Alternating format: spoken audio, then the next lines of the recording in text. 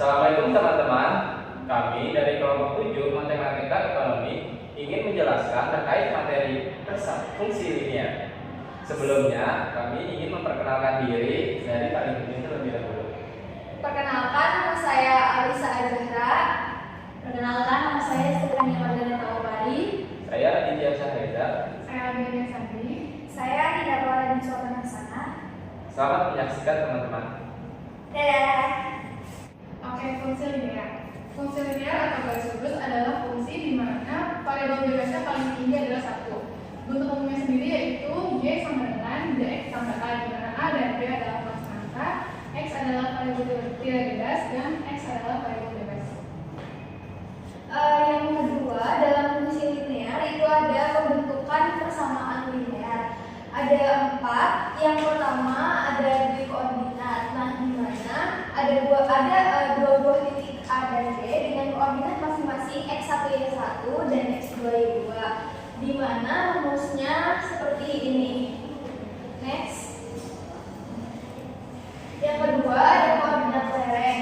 Koordinat lereng adalah sebuah titik di mana x1 dan y1 dan lereng garisnya adalah D. Maka rumus linearnya seperti ini. Next.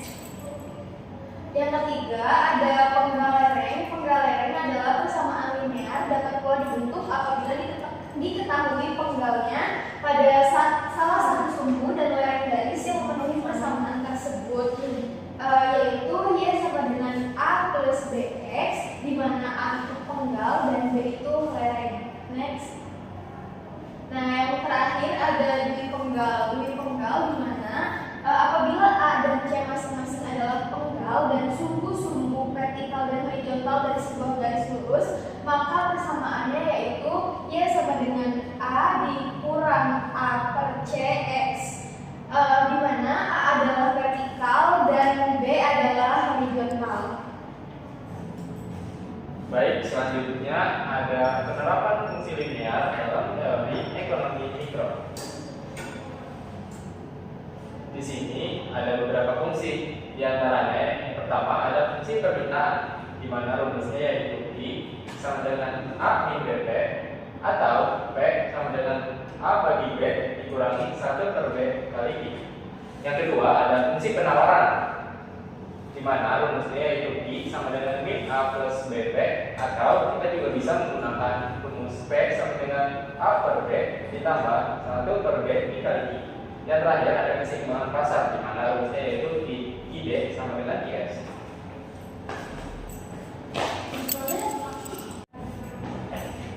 Nah, di sini terdapat contoh soal yang bakal kita kerjain bareng-bareng. Di mana soalnya itu diketahui fungsi permintaan atau Q yaitu 28 min P. Kemudian ada fungsi penawaran atau Q yaitu min 12 plus 3P. Nah, di sini yang ditanyakan berapakah PE dan QE. Langsung aja kita jawab ke papan tulis. Nah, jadi teman-teman, untuk menjawab soal yang tadi kita menggunakan rumus keseimbangan pasar, di mana rumusnya yaitu ID sama dengan IS. Di mana ID-nya sudah kita ketahui, ID itu sama dengan fungsi permintaan, di mana fungsi permintaannya yaitu 28 min P. Sedangkan IS yaitu fungsi penawaran, di mana fungsi penawarannya yaitu 12 plus 3P. Di sini kita substitusikan 3P ke arah sini, jadi plus ketemu plus pindah luas menjadi min. Ini turunin aja, yang ini 12 turunin 28 pindah luas jadi min. Kemudian kita jumlahkan jadi 4P, di sini kita jumlahkan jadi 40. Jadi P sama dengan 10, di mana 10 karena 40 dibagi 4, jawabannya adalah 10. Nah, sekarang kita cari QS. QE ya, QS ini QS sama. Jadi di sini kita tinggal substitusikan aja nilai ini ke dalam 10 tadi, di mana kita pakai salah satu fungsi, di mana kita menggunakan fungsi ID. Fungsi ID yaitu 28 min P, kemudian P-nya kita ganti menjadi 10, di mana 10 dihasilkan dari penjumlahan yang kita hitung tadi, jadi hasilnya adalah 18. Jadi yang berikutnya yaitu 2 pengaruh pajak spesifik terhadap keseimbangan pasar. Pajak spesifik adalah pajak yang dikenakan pada setiap unit barang yang dijual. Pajak ini memiliki pengaruh yang signifikan terhadap keseimbangan pasar, yaitu titik di mana jumlah barang yang ditawarkan sama dengan jumlah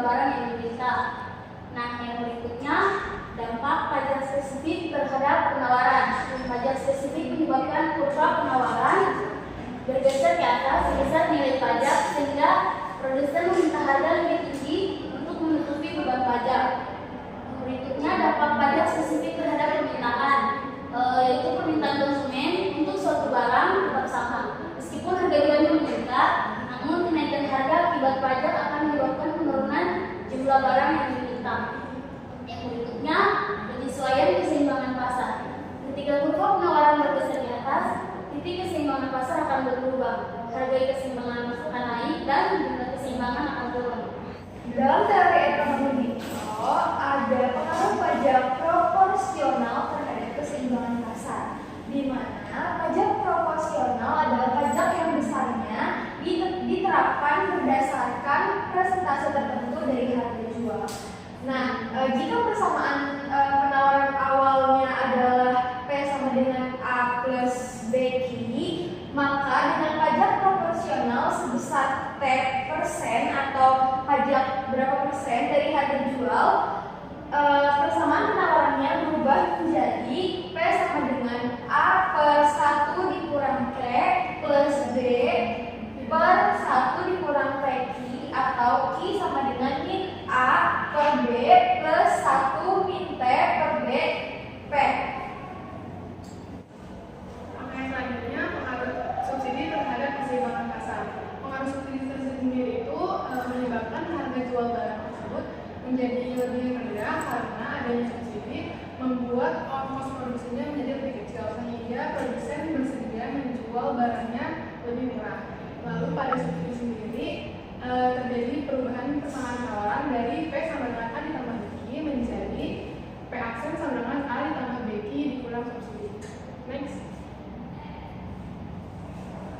Lalu contoh soalnya, pemerintah memberikan subsidi 4 per unit kepada produsen. Sebelum subsidi, fungsi permintaan QB sama dengan 100 min 2P dan fungsi penawaran QS sama dengan 2P min 20.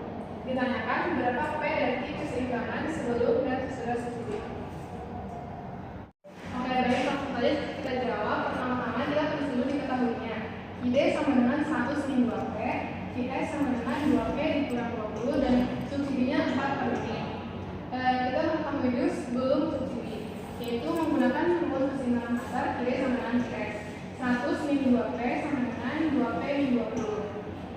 2P-nya pindah 2, jadi min 2P dikurang min 2P sama dengan min 20 min 100. Min 4P sama dengan min 120, lalu dicari minusnya.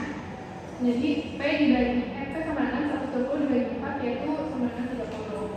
Lanjut mencari Q, 2P substitusi P kepada 2P min 20 sama dengan 2, P-nya diganti menjadi 30 dikurang 20. Q sama dengan 60 min 20, yaitu Q-nya sama dengan 40. Selanjutnya setelah subsidi diketahui QD-nya sama dengan 100 min 2P, lalu terjadi perubahan pada QS yaitu 2P min 20 mencurahkan subsidi jadi 2 dan 20P ditambah 4 min 20. Fungsi penawarannya menjadi 2P min 12. Lalu masukkan lagi kepada rumus keseimbangan pasar QD sama dengan QS, 100 min 2P sama dengan 2P min 12.